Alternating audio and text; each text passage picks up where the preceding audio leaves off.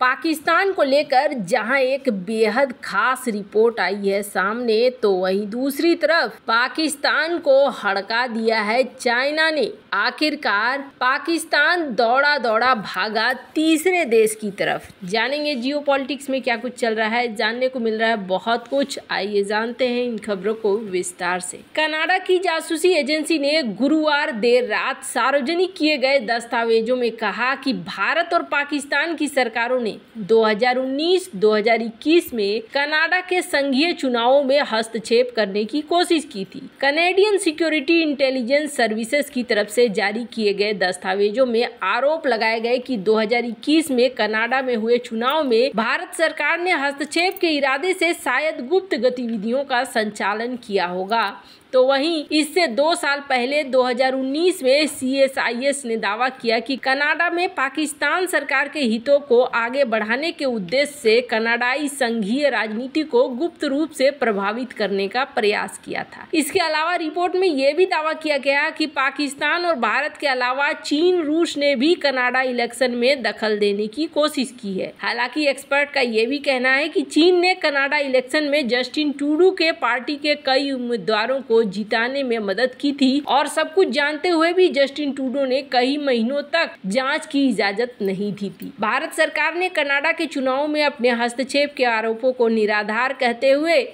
मजबूती से खारिज कर दिया और कहा कि मुख्य मुद्दा नई दिल्ली के आंतरिक मामलों में ओटावा का हस्तक्षेप करना है। विदेश मंत्रालय के प्रवक्ता रणधीर जायसवाल ने फरवरी में नई दिल्ली में कहा कि हमने कनाडाई आयोग की जांच के बारे में मीडिया रिपोर्ट देखी है। हम कनाडा के चुनाव में भारतीय हस्तक्षेप के ऐसे सभी निराधार आरोपों को दृढ़ता से खारिज करते हैं। फरवरी में एक प्रेस ब्रीफिंग के दौरान जायसवाल ने कहा था कि हमने कनाडाई आयोग की जांच के बारे में मीडिया रिपोर्ट देखी। हम कनाडाई चुनाव में भारतीय हस्तक्षेप के ऐसे सभी आधारहीन आरोपों को दृढ़ता से खारिज करते हैं। उन्होंने कहा कि दूसरे देशों की लोकतांत्रिक प्रक्रियाओं में हस्तक्षेप करना भारत सरकार की नीति नहीं है और हकीकत ये है कि ये कनाडा जो हमारे आंतरिक मामले में हस्तक्षेप कर रहा है। कनाडाई सुरक्षा खुफिया सेवा के एक दस्तावेज में कहा गया कि संघीय जांच आयोग 2019 और 2021 में देश के चुनाव में भारत, पाकिस्तान, चीन और रूस जैसे विदेशी देशों की संभावित हस्तक्षेप की जांच कर रहा था। दस्तावेज में यह भी कहा गया कि CSIS ने खुफिया जानकारियों का एक समूह इकट्ठा किया है जो बताता है कि भारत सरकार के प्रॉक्सी एजेंट ने भारतीय समर्थक उम्मीदवारों को अवैध वित्तीय सहायता प्रदान करके लोकतांत्रिक प्रक्रियाओं में हस्तक्षेप करने का प्रयास किया है। खैर, अब भारत और पाकिस्तान के ऊपर कनाडा आरोप लगा रहा है। अब आगे न जाने किस किस पर आरोप लगाएगा। हालांकि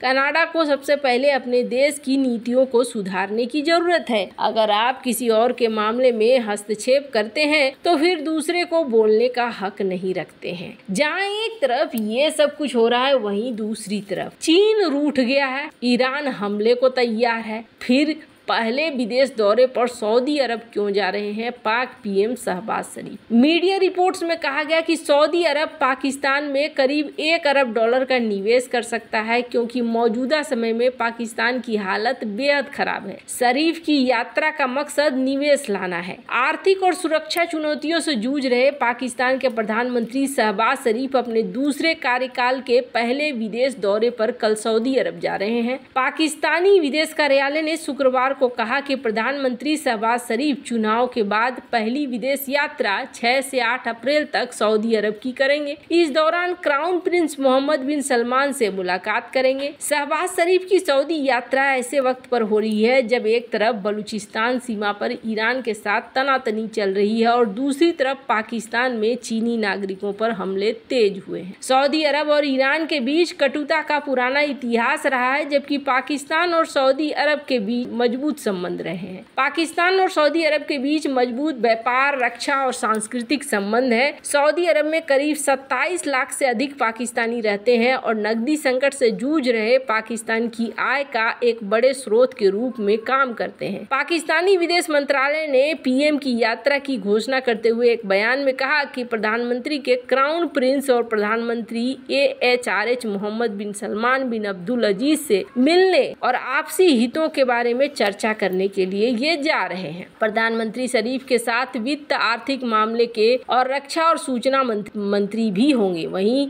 सभी वहां उम्रा करेंगे और मदीना में मस्जिद नबवी अल शरीफ में नमाज भी अदा करेंगे। पाक विदेश मंत्रालय ने कहा कि दोनों देशों का नेतृत्व भाईचारे के संबंधों को आगे बढ़ाना है, पारस्परिक रूप पुरस्कृत आर्थिक और निवेश संबंधों के लिए प्रतिबद्ध है। सऊदी सरकार ने अभी तक शहबाज शरीफ की यात्रा या उसके एजेंडे पर कोई टिप्पणी नहीं की है। शरीफ ने आखिरी बार अक्टूबर 2022 में पीएम के रूप में अपने पहले कार्यकाल के दौरान सऊदी अरब की यात्रा की थी। उन्होंने यात्रा के दौरान क्राउन प्रिंस से मुलाकात की और Saudi future investment initiative summit में भी भाग लिया। मीडिया रिपोर्ट्स में कहा गया कि सऊदी अरब पाकिस्तान में करीब $1 अरब का निवेश कर सकता है, क्योंकि मौजूदा समय में पाकिस्तान की हालत बेहद खराब है। इसलिए आर्थिक कंगाली के बीच पाकिस्तान को सऊदी अरब की तरफ एक उम्मीद की किरण नजर आई है। पाकिस्तानी अखबार ट्रिब्यून ने वित्त मंत्रालय के हवाले से बताया है कि सऊदी अरब को रेको डिक कॉपर गोल्ड में करीब $1 अरब का निवेश करने वाला है। माना जा रहा है कि शहबाज शरीफ की यात्रा ईरान को संदेश देने की एक